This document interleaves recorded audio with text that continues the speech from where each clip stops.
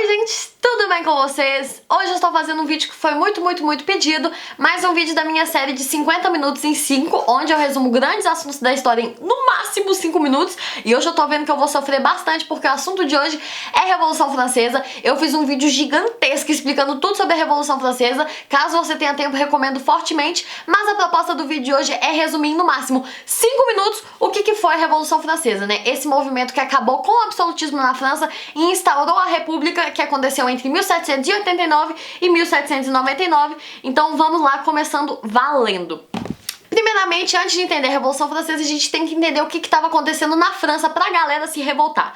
A França estava vivendo o chamado Antigo Regime, né? Era um governo onde o rei tinha todo o poder, era um governo que estava passando por uma crise econômica gravíssima, o clero, a nobreza, esse pessoal todo não pagava impostos, a França tinha se envolvido em algumas guerras, perdido, estava endividada e o pessoal ainda por cima estava passando fome. Então a França estava numa situação muito difícil. E aí o pessoal começou a tentar emplacar mudanças, né? O rei chegou inclusive a se reunir com os estados gerais, né, se reunir com a nobreza, com o clero, com representantes da população para tentar discutir essa questão, para ver se não podia fazer uma reforma fiscal na França, mas acabou que deu tudo errado, o próprio rei dissolveu essa reunião e acabou que o pessoal do terceiro estado, né, os representantes da população que estavam lá, formaram a chamada Assembleia Constituinte e decidiram que não dava mais, que a França precisava de uma constituição.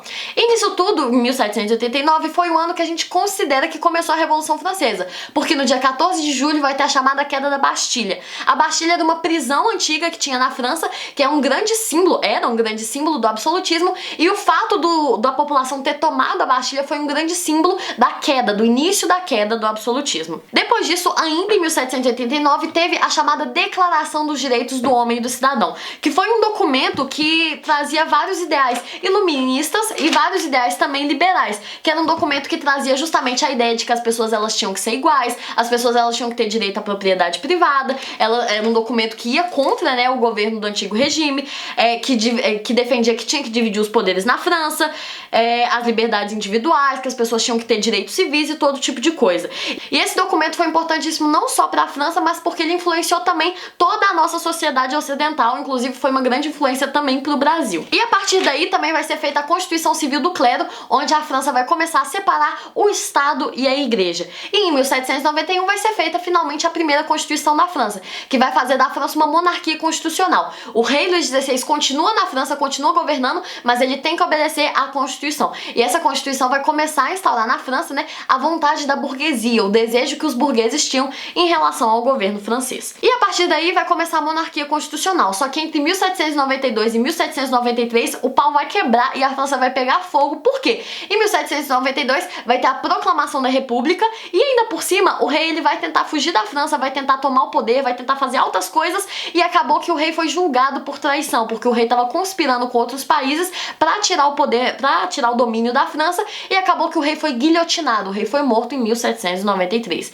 E a partir daí começa o período da Convenção, que foi primeiro a República Girondina, né, onde os girondinos tomaram o poder na França e depois a República Jacobina. Os girondinos era a galera da direita, eles eram a favor, eles eram burgueses ou antigos nobres e eles eram a favor de reformas burguesas, eles achavam que a população não devia conquistar tudo que eles estavam querendo, eles eram bem mais conservadores e já os jacobinos queriam que o pau pegasse fogo mesmo, eram a favor de várias reformas, queria que todo mundo tivesse direito de votar na França e aquela coisa toda.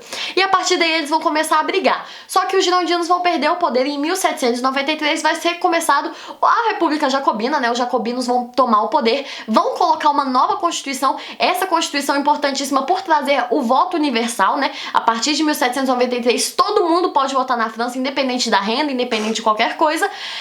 Só que também os jacobinos vão falhar muito porque eles vão começar o período do terror, onde principalmente o líder dos jacobinos, o Maximilien Robespierre, vai começar a perseguir todo e qualquer pessoa que vá contra a Revolução Francesa. E o período é justamente chamado de terror porque ele matou um tanto de gente nesse processo. E justamente por causa dessa matança toda, os jacobinos vão acabar perdendo apoio e em 1794 o Robespierre vai ser morto morto e guilhotinado pelos seus próprios colegas. E nisso tudo, em 1795, vai ter início o período do Diretório, que vai ser a última fase da Revolução Francesa, quando os girondinos vão tomar o poder. E eles vão ter um governo absolutamente tranquilo, assim, eles vão retomar o voto censitário, né, ou seja, o voto dependendo da renda na França, só que a Revolução Francesa, a gente considera que ela acaba em 1799, porque o Napoleão Bonaparte, que era um militar francês, vai acabar tomando o poder e vai voltar atrás com várias coisas que a Revolução Francesa trouxe, mas a gente considera que acabou por aí. Mas é importante lembrar do Diretório que o que os girondinos fizeram foi uma coisa muito importante, foi realmente